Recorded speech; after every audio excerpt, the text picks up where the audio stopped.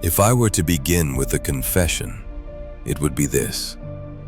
Most people spend their lives clenching. Not always with their fists, of course, though you can see it there too, in the jaw that never quite loosens, in the shoulders that stay slightly raised as if the world might suddenly shout, "Boo!" and they must be ready. But the real clenching is subtler. It happens inside. It is the invisible tightening around an idea of me. And the curious thing is that the more you hold yourself, the more you lose. Now that sounds at first like a riddle, because we've been taught precisely the opposite. We are told from childhood onward to pull yourself together, to keep it together, to be in control, to find yourself, and then, once you found yourself, to hold on to that self as if it were a valuable possession that might be stolen in the night. So you live as though you are a precious object, a vase balanced on a shelf, and you move cautiously through life, protecting the vase from dust, from wind, from laughter, from heartbreak, from failure, from embarrassment, anything that might chip it. But the very note of strain in that effort tells you the vase was never safe to begin with. Because the self you are trying to protect is made of thought. It is made of memory. It is made of images and stories and names. It is not a solid thing at all. It is a pattern, like a whirlpool in water. A whirlpool looks like a thing. You can point to it and say, there it is. But what is it made of? Water rushing through. And if the whirlpool became anxious about itself, if it could say, how do I keep being a whirlpool? How do I hold my shape? It would only tighten the spin and strain against the very flow that creates it. We are whirlpools trying to hold still, flames trying to become permanent, songs trying to become statues. And because the world is movement, movement begins to feel like an enemy, because it threatens the illusion of a fixed identity. So we cling to opinions, to roles, to reputations. We cling to being seen a certain way. We cling to a narrative of who we are. I am the responsible one. I am the strong one. I am the clever one. I must not fail. And you can feel it, can't you? The constant labor of being someone. The exhaustion of carrying two lives at once. The life you're living and the life you're watching. Yes, listen. Because the answer to "what am I" is not a label you can hold like a tag on a suitcase. The mind wants a definition the way it wants a fence, something to lean on, something to keep the wildness out. But the moment you build a fence around what you are, you've made it too small. When you stop tightening your inner fist, it may feel as if you're falling backward into something that has been supporting you all along. And the old reflex returns. Careful, don't dissolve. But who is it that is afraid of dissolving?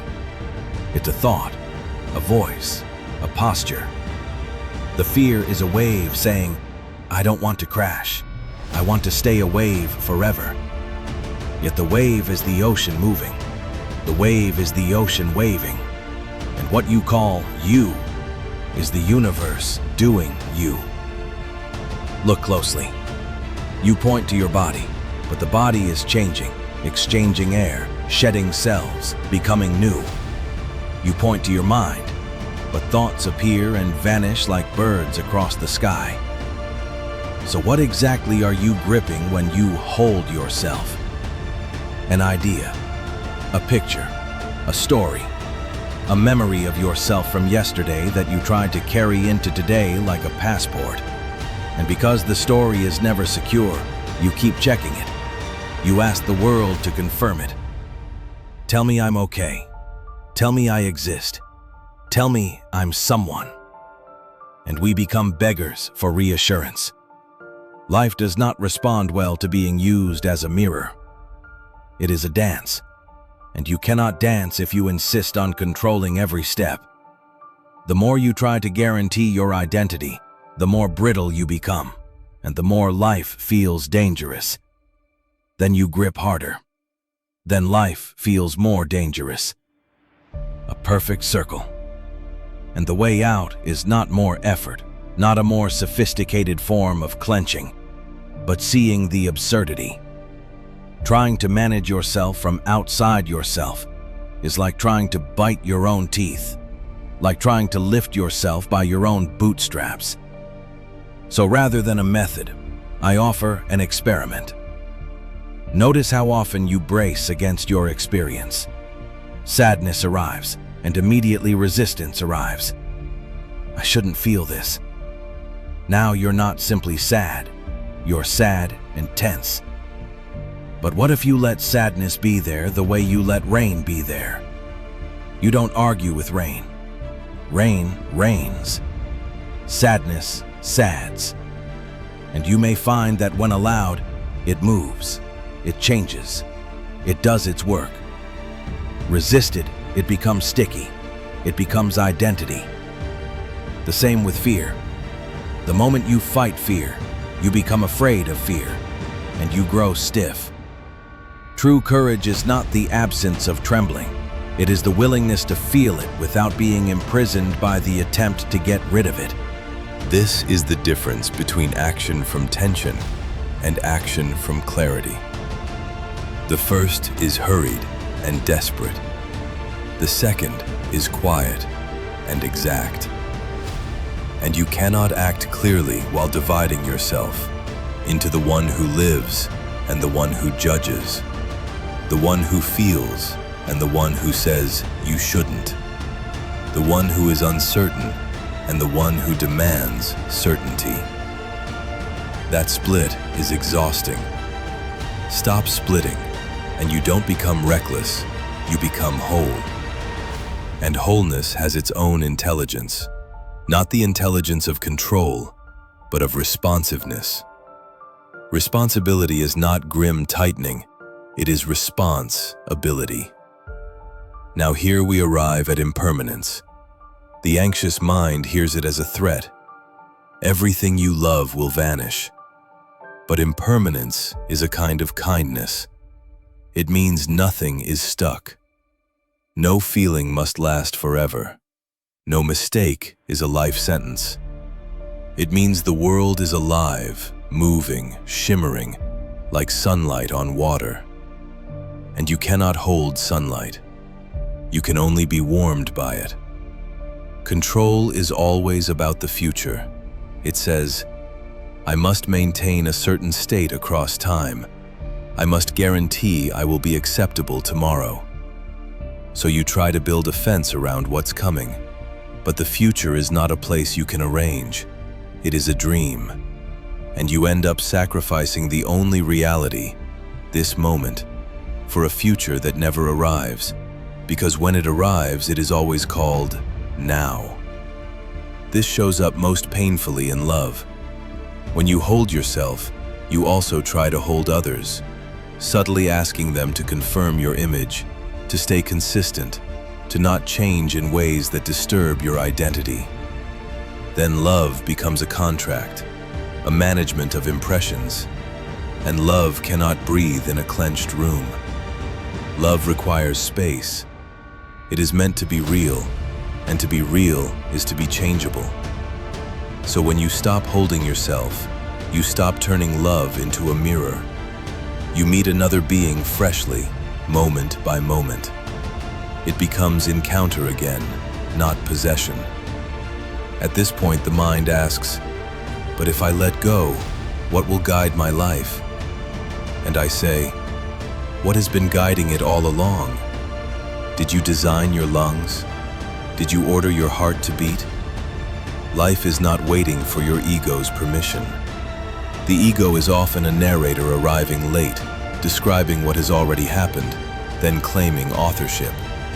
And because it speaks in the language of control, it assumes it is in charge.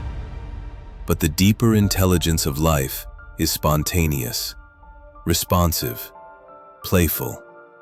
The universe is not serious. Only we are serious, because seriousness is the mask of fear. And if you notice the grip returning, as it will, you don't scold yourself. That would be clenching about clenching. You simply notice it. Ah, there it is again. And in noticing, a little space appears, and the grip softens by itself. Presence is what remains when you stop trying to be elsewhere. You return to the senses, the sound in the room, the pressure of gravity, the movement of air. None of it requires your supervision. So what is left when you stop trying to be someone? Not emptiness as a threat, but openness as freedom.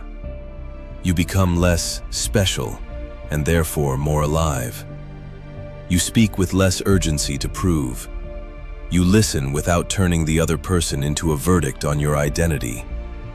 You decide not from a story you must defend, but from attention. You suffer less, not because pain vanishes, but because you stop adding resistance, the second arrow, the needless argument with what is. And now, quietly, I invite you. For the next few breaths, stop trying to hold yourself. Stop maintaining an image. Allow thoughts to rise and pass like birds. Allow feelings to ripple like wind in grass. Allow the body to breathe without your command. Notice, the world does not collapse. You do not vanish. Something intimate appears. Ease, aliveness, the sense that you are not carrying life, but being carried by it. And then you understand, not as philosophy, but as taste, why holding yourself was never the solution. Because the more you hold yourself, the more you lose. But the more you let yourself be, the more you find there was never anything missing. Only the grip, only the tension, only the dream of being separate from the dance. And when the dream loosens, the dance is simply here.